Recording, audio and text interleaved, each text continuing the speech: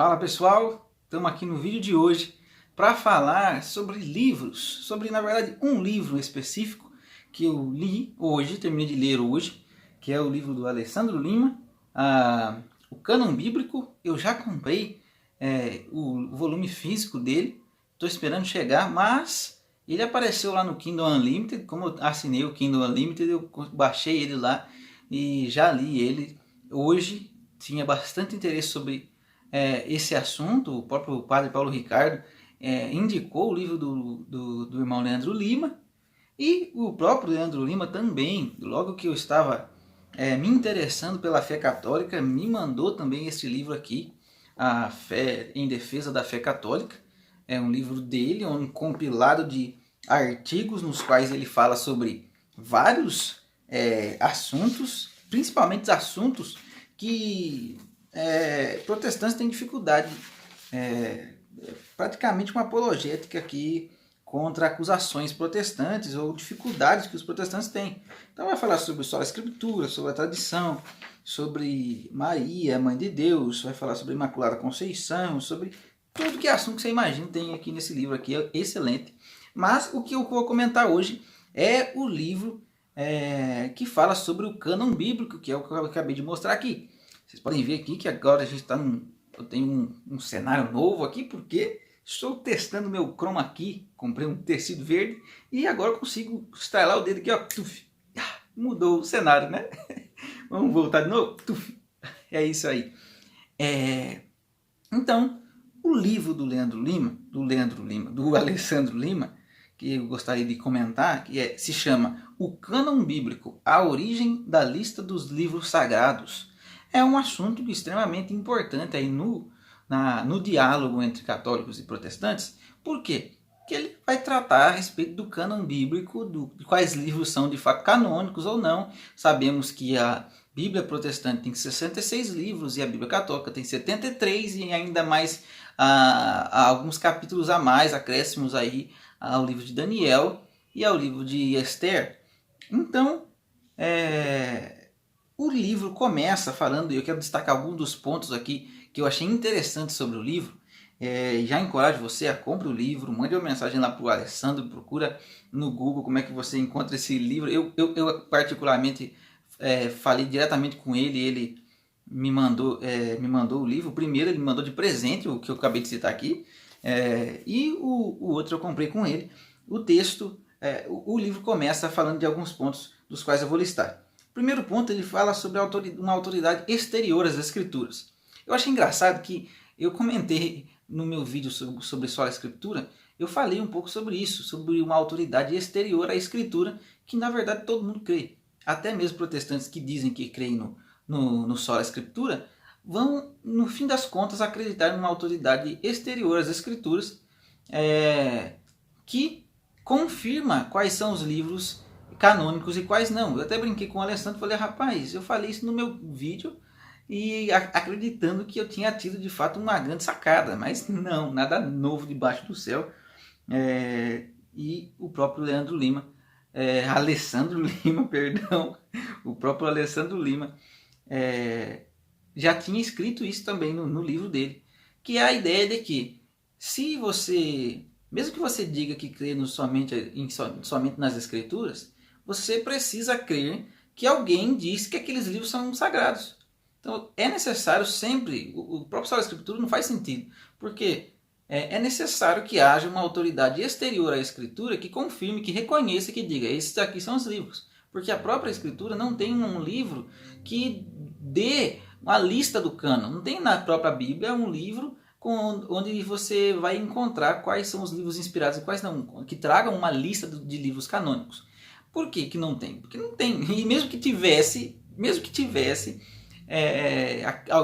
uma autoridade exterior às escrituras seria necessária para dizer que aquele livro que traz a lista é um livro inspirado. Então, o Só a Escritura não faz sentido nenhum. Ele nunca fez sentido, nunca existiu na história da igreja até que chegasse a Reforma Protestante. E, por isso, obviamente, não faz sentido nenhum a Igreja de Jesus Cristo, que é uma igreja bimilenar, instituída por Cristo há 2000 anos atrás, não ficou 1500 anos abandonada, perdida, porque Jesus Cristo prometeu que as portas do inferno não prevaleceriam contra a igreja. É impossível você crer que durante 1500 anos a igreja esteve perdida, errada, num monte de doutrina, crendo num monte de doutrina errada, e por fim apareceu Lutero montado num cavalo branco e salvou a igreja. Ele também fala sobre os livros deuterocanônicos do Antigo e Novo Testamento. O que é um livro deuterocanônico? Deuterocanônico significa segundo cânon. Geralmente aqueles que são aceitos já desde sempre são chamados de protocanônicos. O primeiro cânon que sempre foi aceito. Livros que sempre foram aceitos e que nunca tiveram dificuldades em serem aceitos como inspirados. O primeiro... Só que uma das coisas que eu descobri lendo o livro é que existem, na verdade, deuterocanônicos que são chamados pelos protestantes os nossos 7 deuterocanônicos, Judite, Tobias, Baruque, Macabeus e outros, Eclesiástico, Sabedoria. Então, os nossos livros deuterocanônicos, que são chamados pelos protestantes de apócrifos, que não são apócrifos coisa nenhuma, não são livros falsos, eles recebem esse nome porque inicialmente não se tinha plena convicção de que esses livros eram de fato inspirados.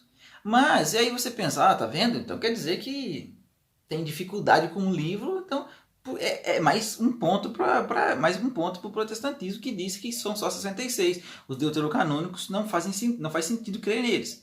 Mas não é bem assim. Por quê?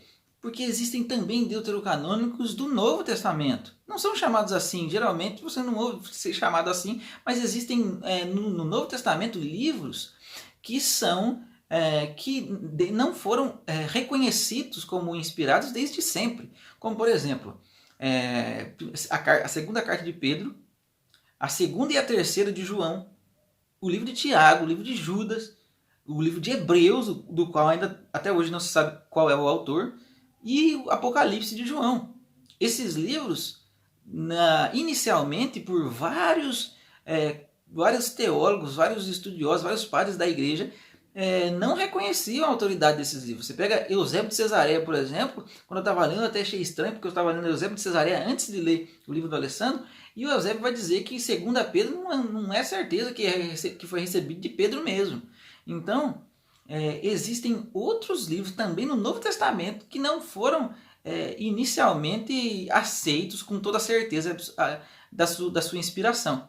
Então, livros que não foram aceitos desde o início não quer dizer que não são inspirados.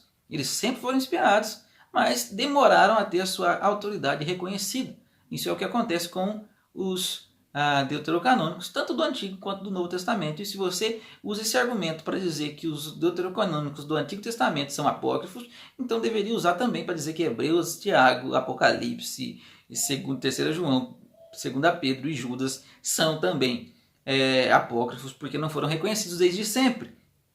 O livro também diz, outra coisa bastante interessante, é que ele lista várias listas, de livros canônicos, dos quais alguns teólogos da igreja, padres da igreja, bispos da igreja, fizeram uma lista, escreveram uma lista dos livros dos quais eles achavam e reconheciam e entendiam que eram inspirados. Porque cada um escreve uma lista diferente da outra. Um reconhece os deuterocanônicos, outros não. Outros reconhecem os deuterocanônicos menos Baruque, outros não. Outros reconhecem 2ª Pedro, outros não reconhecem. Então, uns não reconhecem Hebreus e Apocalipse, mas reconhecem o pastor de Hermas, que não entrou na escritura. Então, esses livros, existem vários bispos da igreja, ao decorrer da história, isso é listado no livro, do começo, desde lá dos primeiros séculos até séculos mais tardios, que fizeram listas diferentes, com livros diferentes, livros aceitos em um, livros não aceitos na outra lista.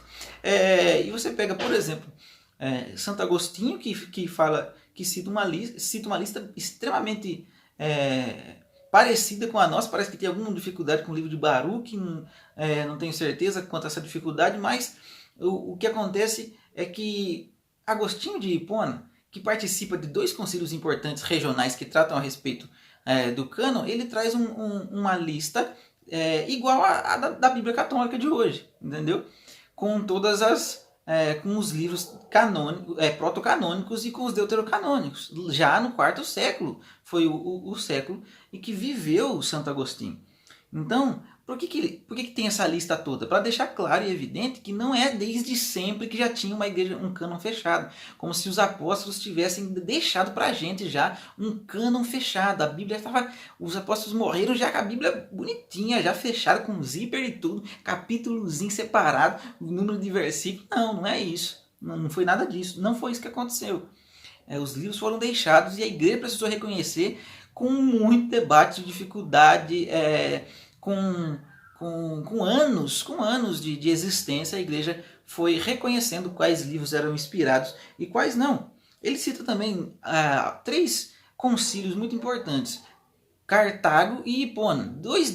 Esses dois, Santo Agostinho participou dos dois. Desses dois que Santo Agostinho participou, nos dois são reconhecidos os livros deuterocanônicos, que reconhecemos na Bíblia Católica como inspirados. Então, já no quarto século, Santo Agostinho, que é extremamente estimado por protestantes, como João Calvino, por exemplo, que leu e bebeu muito de Santo Agostinho, Santo Agostinho já reconhecia os deuterocanônicos como inspirado, e ele traz no livro do Alessandro Lima, você pode ver a lista lá de Santo Agostinho falando de quais livros ele considerava inspirados. Então, e nessa lista lá você encontra os deuterocanônicos do Antigo Testamento considerados canônicos e inspirados pela Igreja Católica. Depois desses concílios, que foram regionais e não valem para a igreja universal, para todas as igrejas do mundo, por isso ainda não se havia confirmado, batido o martelo a respeito do cânon, você vai ver que tem 2 concílios importantes. Um concílio no século V, no século XV, concílio de Florença, e por fim um outro concílio mais tardio, depois da Reforma Protestante, que é o concílio de Trento. Algumas pessoas vão dizer que o concílio de Trento foi o que confirmou, por causa de conveniência, que os livros deuterocanônicos são inspirados, porque eles precisavam mostrar a oração pelos mortos, as boas obras, a salvação através das boas obras. Então eles precisavam desses livros para afirmar suas doutrinas. Mas não faz sentido, porque a igreja nunca precisou confirmar tudo através da Escritura. A igreja não parte da premissa do solo Escritura. E tanto que não faz sentido que é uma mentira. Não foi só em Trento, no Concílio de Trento, depois da Reforma, que os livros foram acrescentados no cânon bíblico. Mas no Concílio de Florença, no século V, antes mesmo de Lutero aparecer com as suas ideias tortíssimas, o Concílio de Florença já estava lá, confirmando os livros que eram canônicos, e nessa lista confirmada pelo Concílio de Florença estão os exatos livros que nós consideramos canônicos, nós católicos consideramos canônicos hoje. Então, outra coisa impressionante que eu descobri lendo o livro. Na verdade, não descobri só lendo o livro, também conversando com o Eric, conversando com o pessoal a respeito desses assuntos, mas coisas que estão contidas no livro, que você pode ver lendo o livro. Outra coisa extremamente importante que eu vi no livro é que os protestantes, como é que eles lidavam com os deuterocanônicos? Primeiro, a primeira Bíblia traduzida por Martinho Lutero, continha os livros deuterocanônicos do Antigo Testamento. O próprio Lutero faz algumas críticas contra livros deuterocanônicos do Novo Testamento. Ele faz críticas contra o livro de Tiago, por exemplo, que deixa claro, lógico, e isso é extremamente conveniente para ele, já que cria a salvação somente pela fé, no sola fide. Então, Tiago ensina claramente que a salvação se dá através da fé, trabalhando juntamente com as obras. E o Martinho Lutero foi lá e ele criticou, chamando a carta de Tiago de carta de palha. Depois ele reconhece até que esses livros são canônicos e tudo mais, mas acaba que, por fim, crendo que os livros deuterocanônicos do Antigo Testamento não são inspirados, e essa é uma crença propagada já na Reforma Protestante, Reforma da Suíça, Reforma Inglesa e toda a reforma, todos os movimentos de reforma, que mais são movimentos revoltosos, acabam que deixando os deuterocanônicos de lado. Contudo, é importante, uma das coisas que eu também se encontra no livro, é importante se notar que os deuterocanônicos são rejeitados como inspirados pelos protestantes, mas muitos sempre reconheceram que são livros importantes, que eram lidos nas igrejas antigas, antes da Reforma, e por isso deveriam fazer parte das Bíblias. As primeiras versões da Bíblia King James, por exemplo, do rei Tiago, continham já os deuterocanônicos. A primeira Bíblia impressa, a Bíblia de Gutenberg, antes da Reforma, também continha os livros lá. Mas agora voltando, a Bíblia protestante mesmo, a King James, que é a versão do rei Tiago, ela contém os livros deuterocanônicos lá. Por quê? Porque se tinha um grande respeito pela igreja, pelos livros deuterocanônicos. Então, o protestante raiz mesmo deveria, no mínimo, dar esse respeito aos deuterocanônicos, assim como era feito. Foi só no século XIX que uma sociedade bíblica inglesa, eu esqueci o nome da sociedade bíblica, que acabou retirando os livros deuterocanônicos da Bíblia, talvez para que não se fizesse confusão, mas acabou tirando esses livros da própria versão King James, e as versões da King James mais atuais não possuem os deuterocanônicos, mas as primeiras existiam, e os livros deuterocanônicos sempre foram muito respeitados e visto pelo próprio rei Tiago como escrito por homens piedosos. Então, nunca foi usado o argumento inicialmente de que os deuterocanônicos não são inspirados porque são hereges, porque contêm heresias, como hoje você vê pessoas procurando lá textinhos e dificuldades históricas, contradições históricas, contradições teológicas no livro, falando que Tobias tem magia e tudo mais, e coisas procurando desqualificar o livro pelo seu conteúdo. Mas não era isso que acontecia. Inicialmente, protestantes tinham respeito pelos deuterocanônicos e consideravam bons livros que podiam ser lidos para edificação, contudo não para a formulação de doutrina. Essas dificuldades que hoje são apontadas por protestantes atuais são também combatidas no livro, isso é extremamente importante para se ler. Ele faz também menção aos livros deuterocanônicos do Novo Testamento. Já falei sobre isso, só li no roteiro aqui de novo e mencionei, mas já acabei falando sobre isso. Então é basicamente isso que acontece, isso que é tratado no livro. É extremamente interessante, vale muito a pena ler esse livro. Você lê ele rapidinho, tem um pouquinho mais de 100 páginas, mas na página número 100 você já conclui ali, já conclui o último capítulo do livro.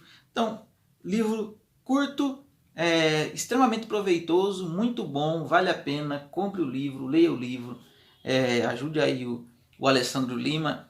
E não se esquece, se você gostou desse vídeo aqui, desse resumão do livro, se inscreve no canal, ativa o sininho para receber notificações de novos vídeos, compartilha o vídeo. E é isso aí, pessoal, até a próxima, que Deus os abençoe.